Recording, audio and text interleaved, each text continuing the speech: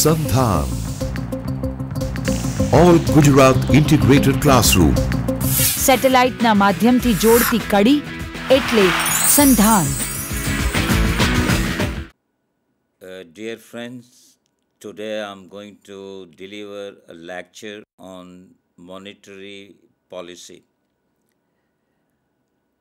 We shall be discussing monetary policy in Indian context.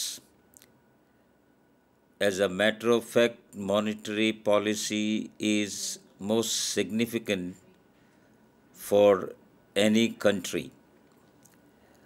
Significant in the sense that it takes into account the functioning of the entire economy. As you know it very well that economy is a very complex system, and in order to get things clear, we have to design a policy which can work, which can be effective, and which can be also efficient. Monetary policy is a heart of the whole economy. If monetary policy is well designed, well operated, and well implemented, then the given targets of the economy, for example, economic growth, stability, allocation of resources, etc., can be achieved.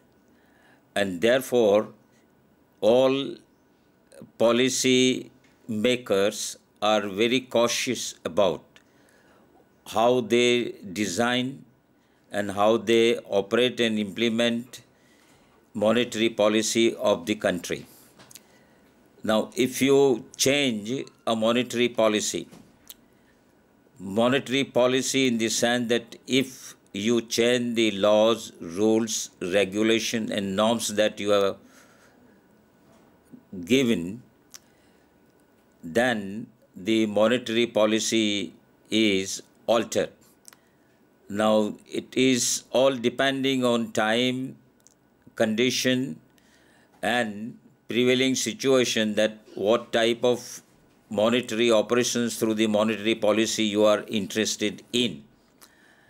And therefore, the monetary policy is taking care of the prevailing situation and conditions and the extent and the degree of the problems existing in the economy. Now, when we say that monetary policy is pertaining to the money supply. The money supply policy of the central bank, you may call it, or RBI, Reserve Bank of India, you may call it, or Federal Reserve of United States, or the Central Bank of UK. Now, the money supply is regulated, money supply is controlled, and money supply is managed by the monetary authority. That is to say, the central monetary institution, as we call it here in India, RBI, is regulating, controlling, and managing the money supply in the economy. The money supply is to be adjusted in such a fashion in the system so that you have stability, you have growth, and you have proper allocation of given resources of the nation. So if you change the monetary policy, you will see that your output will change, the growth rate will change, the investment will change, the foreign trade will change. That is to say, your export, your import, your balance of payment, your foreign reserves, your foreign debt. It has got far-reaching implication on the entire economy. Precisely to say the effect of monetary policy on economy is a macro effect that is to say on the entire economy it covers.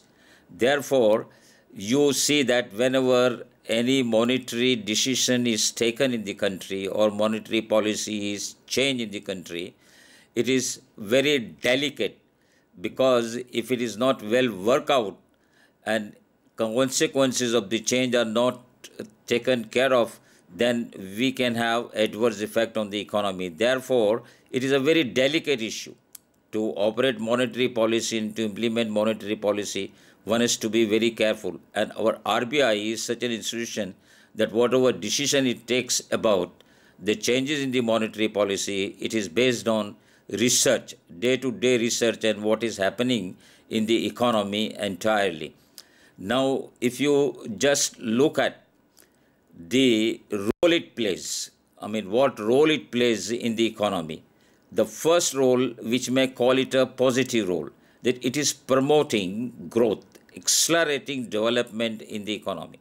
By means of money supply injection, it is enhancing investment in the economy, and once the investment gets into the injections of investment in different sectors of the economy taking place, then the growth takes place and it proceeds. So therefore, it is a promotional role, we may call it. It is also called as a positive role of the Central Monetary Authority or the monetary policy object. The second one is the negative one. You have to see that in the economy there is a stability, there is a balance, there is an equilibrium. And for that, some regulatory mechanism has to be taken into consideration. So RBI has got its own regulatory mechanism through which it is controlling and regulating the money supply in the economy so that we can have stability in the economy. So this is a very important role in the sense that because economy is often and again succumb to some kinds of instability, in the sense that you may have some inflation sometime, and that inflation may not be bearable or it is injurious to the economy, then you have to change your money supply through the tools of monetary policy so as to bring about equilibrium. In the similar fashion, when there is a depression or there is a downtrend or there is a recession, at that time the economy needs some kinds of stimulation. And in this situation, the RBI is playing a very important role by manipulating the money supply through its tools and thereby getting stability in the economy. So therefore, we say that this policy is a very significant policy, and at the same time it is playing a very important role in the economy so that the economy proceeds on the right track, it takes a right course, and in the system the growth, the stability can be retained. So therefore, we say that the monetary policy in this respect is playing a very important role. Now, if we come to the fact that what objective it has, this thing. So primarily, the first objective of monetary policy is to enhance growth. Now, how we can enhance growth? The growth enhancement can take place when we invest in the economy. The investment comes in the economy through the changes in the monetary policy, in the sense that through the different operations of monetary policy, you can enhance investment in the economy. This investment can take place in different sectors of the economy, and then you would see that the activities will begin. People will get employment. When they get employment, then they will get income, and when they get income, the standard of living will improve, and therefore the overall condition of the economy in terms of growth will increase. The second important objective of monetary policy is to maintain stability in the system. To maintain stability in the system, the meaning is that in the system, see that there is neither inflation nor deflation. If the economy is suffering from instability, that the inflation is continue or the deflationary trends are taking place at that time, you have to adjust money supply so that neither inflation nor deflation may remain in the system, and ultimately the stability is maintained in the system. So therefore, we see that the stability objective of the RBI monetary policy is also very significant. Now, there are two types of stability. Number one is the internal stability. The internal stability is of the price. If price is not stable, then you can have unequal distribution of income and wealth. If the price stability is not maintained, that you have misallocation of resources. If there is no stability of price in this system, then you have got imbalance in your foreign trade. You have imbalance in the balance of payment. That implies that your exports are less than your import, or your imports are mounting, and on the other end, your exports are decreasing. And therefore, in order to keep a balance of payment balance, you have to design well monetary policy. Monetary policy will also see that the exchange rate stability is maintained. Exchange rate stability in the sense that the value of your currency in terms of different foreign currencies should be stable.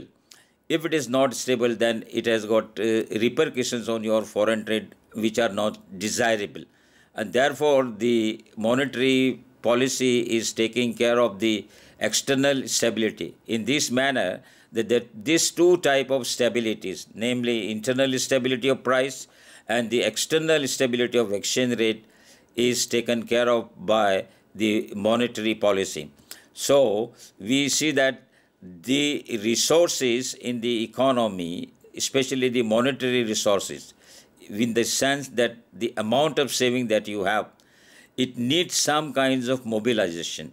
It needs some kinds of efficient utilization. And therefore, the monetary policy's objective is to see that the savings in the economy are efficiently allocated and they are well mobilized in the system, so that you can have more advantages of the mobilization and allocation of given resources in the economy that can promote economic growth. So resource mobilization in the sense that the savings and their utilization, and on the other end the accumulation of capital, that is what we call, or capital formation, that is to say the investment in the economy will remain in balance. That is, right now if you see that the Indian economy, because of the efficient and very effective monetary policy, there is a very negligible gap between this saving and investment. That tells us the fact that there is a stability in the economy. Now, if you look at the foreign trade also, maybe because of some reason our exchange rate is being instabilized, but then constant measures are taken to see that the exchange rate remains stable, so that it may have some positive effect on our international trade, because we are interested in the enhancement of foreign trade, and we are also interested in expanding the foreign trade, in the sense that we want to do more trade in terms of volume, and we want to do more trade with many countries. And therefore, the objectives of the monetary policy is to see that the foreign trade grow and foreign trade may expand. And that is why the exchange rate manipulations are taking care of these kinds of aspect. Moreover, you would see that there are certain laws by the monetary policy which are being operated and which are being implemented, in the sense that the foreign money, that is to say that the foreign currency that enters in the economy, should not go in the wrong direction, in the sense that antisocial element or religious purpose or any kinds of terrorist activities or any antisocial activities. And therefore, there are kinds of institution in the monetary institution, that is FERA and FEMA, that is the Foreign Exchange Management Act and Foreign Exchange Regulatory Act, by which the foreign currency is being looked after, and thereby the economy is protected from some adverse external effect on the economy. So in this way, we can see that growth, we can say the efficient allocation of financial resources, foreign trade, stability, all these objectives. Not only that, but RBI monetary policy or any monetary policy is also interested in enhancing employment. Now, we are interested in enhancing employment opportunity. We can enhance employment opportunity only when there is a flow of investment. And this flow of investment can come through the RBI's monetary policy or any country's monetary policy. The monetary policy will promote investment in different sectors where there is a potential, where there is a need, or when there is a requirement.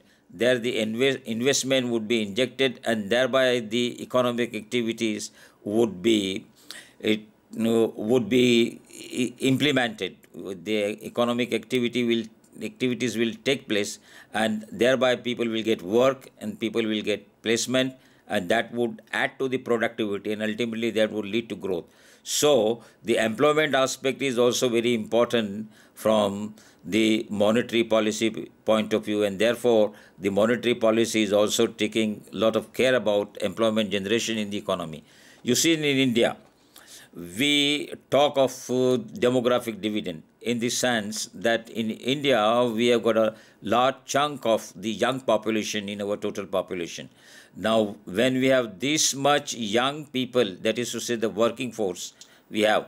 Now, if this working force is to be properly utilized, if this working force is to be properly channelized, and if this working force is to be yielding, then we see that the different kinds of monetary measures are to be taken. That is to say that we have to promote investment in the economy, and through the promotion of investment,